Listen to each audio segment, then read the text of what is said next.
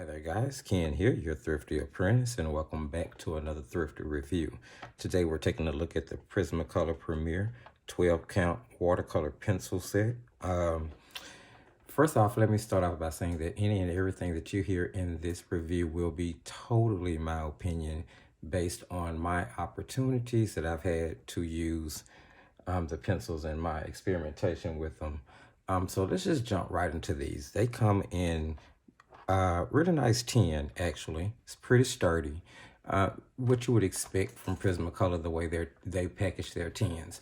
Now, I'll be honest.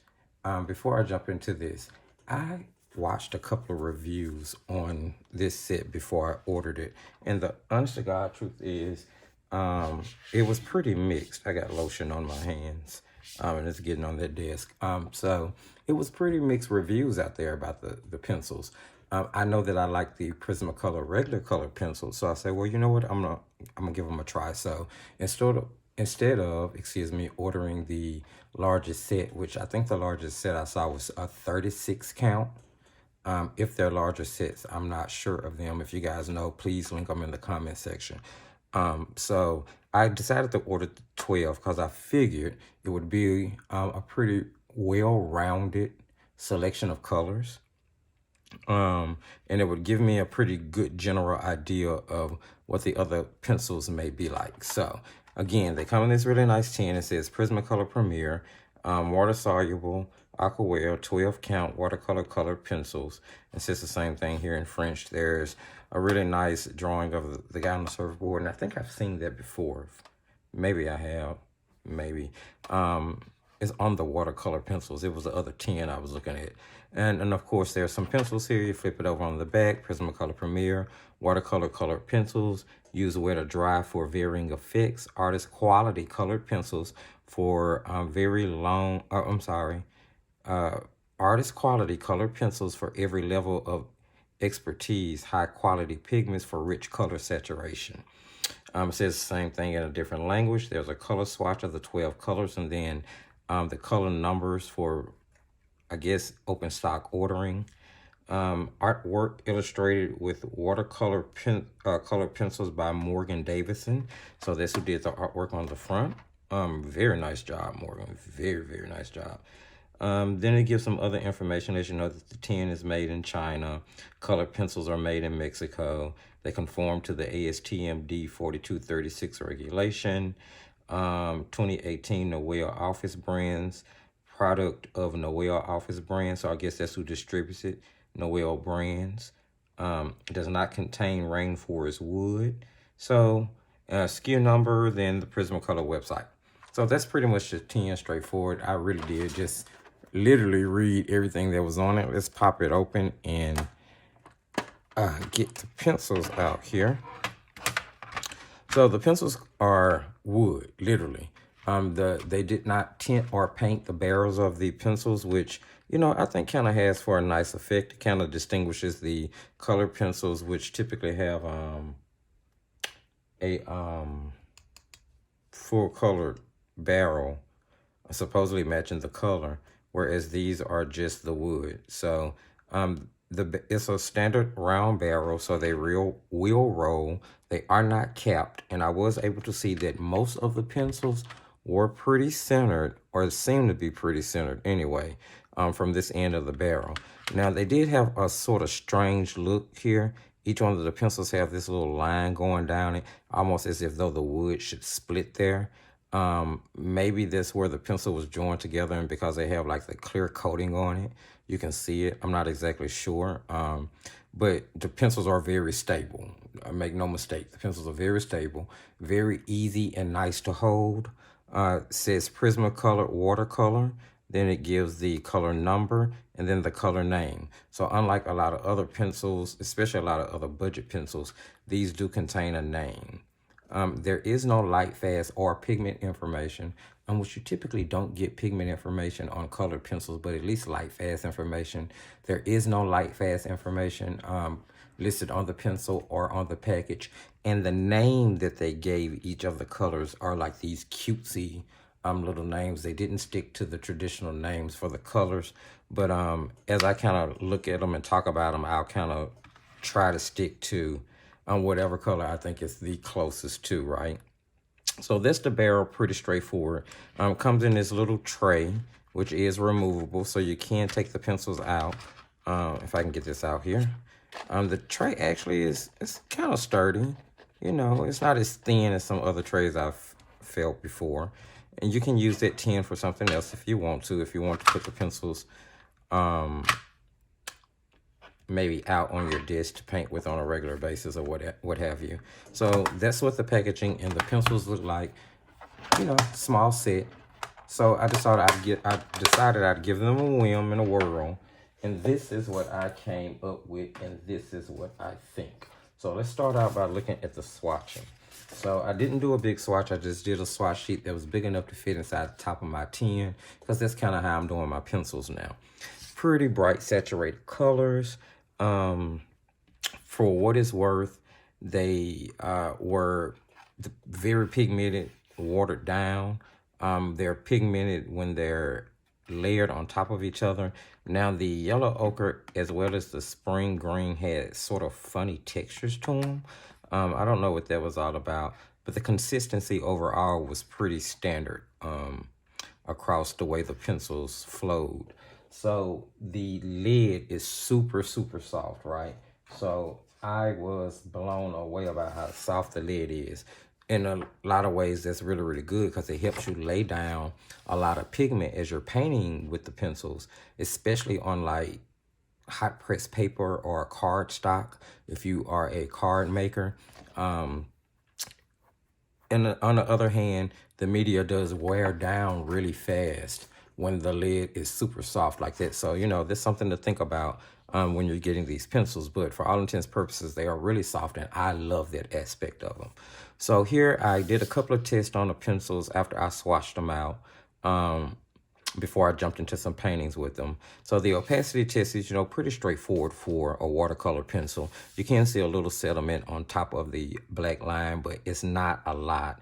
The pencils, though, are pretty opaque, I must admit. There was not, I mean, if you use a lot of water, you can water the pigment down and move it around. But for the most part, especially if you color using them in heavy consistencies, the paint is pretty opaque, or the color payoff is pretty opaque. And I actually kind of started to think to myself that they kind of put me in the mind of gouache once they was dispersed in water and they had the opportunity to dry down. They even have sort of a matte finish to them, you know what I mean? So did notice all of that during the opacity test. Then I decided I would do some color mixing with the pencils. And you guys know when you use watercolor pencils, there are a lot of different ways that you can paint with them. Let me see if I can get, I do have a little trouble getting this tin open. So, you know, that might be something to consider as well. And it could be because, you know, I do have a little lotion on my hand. So that could be the case. But for whatever reason, I tend to leave the top off of that tin when I'm going to be using the pencils for an extended period of time.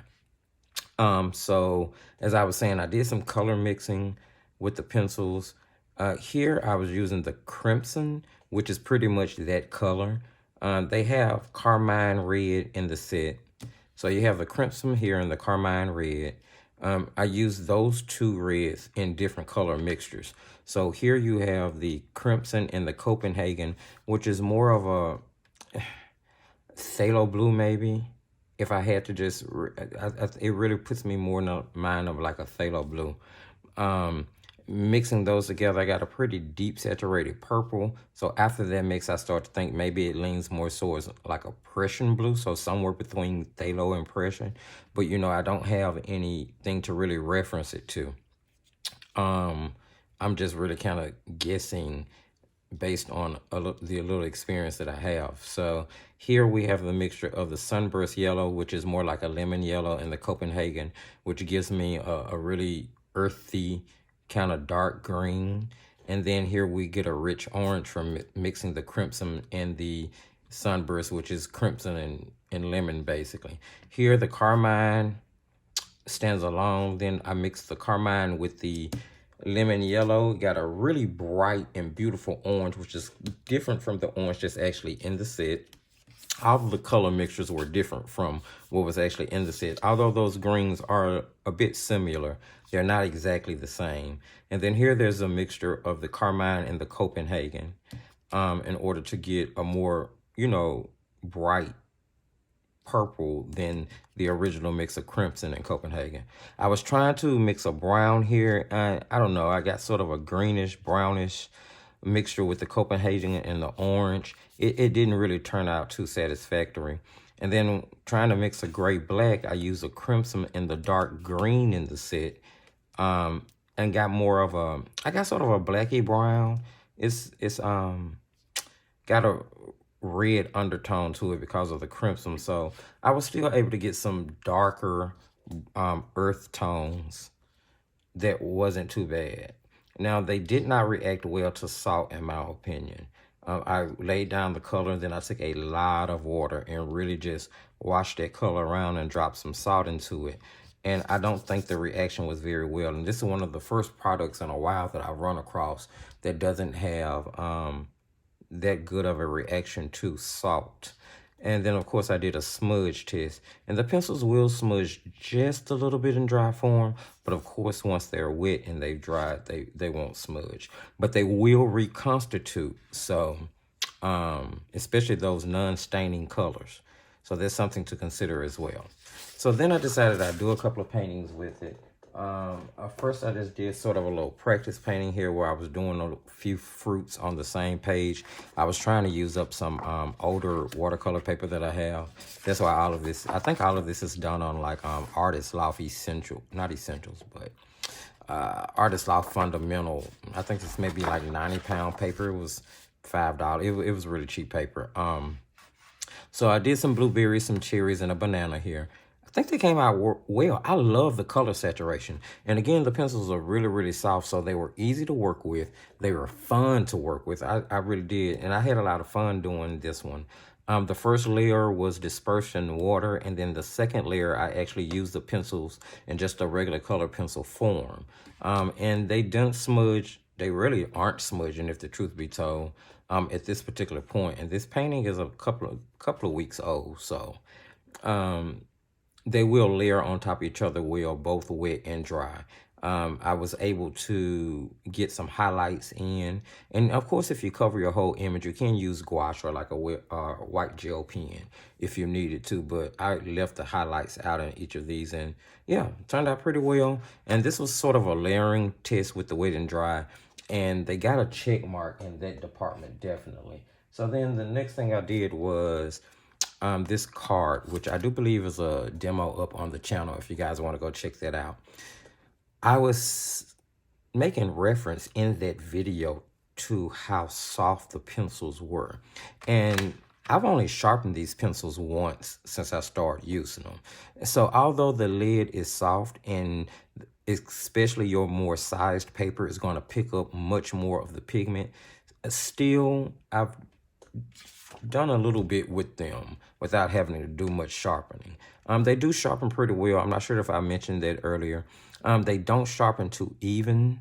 Although the lid does look centered, they don't really sharpen too even. And I'm just going to attribute that to my pencil sharpener or maybe user error, because the lids do look pretty centered in those. This one turned out pretty well. Really saturated red. Really saturated yellow color. Love the orange.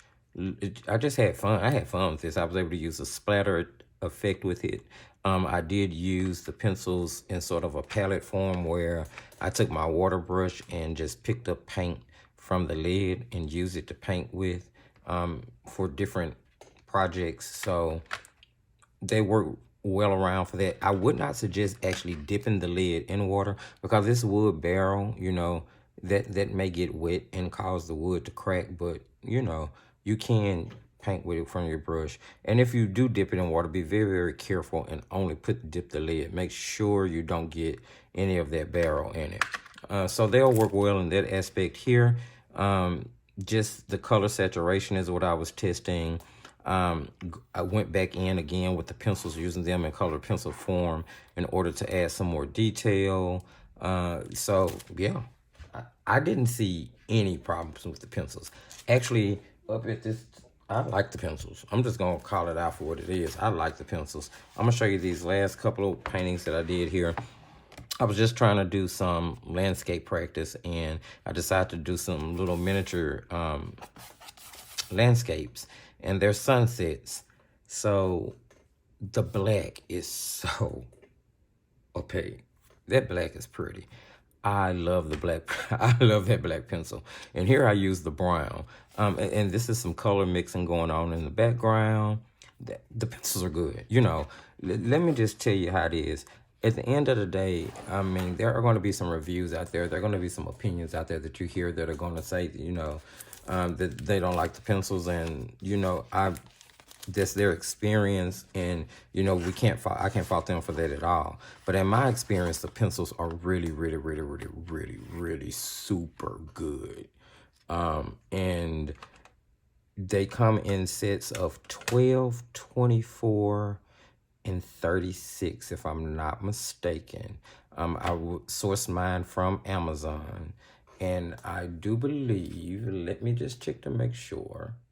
Okay, so I did go back to look. They're not currently listed on Amazon, the 12 count set. I didn't see them, not unless I didn't go far enough to look. I did see the 24 count, which is around $35.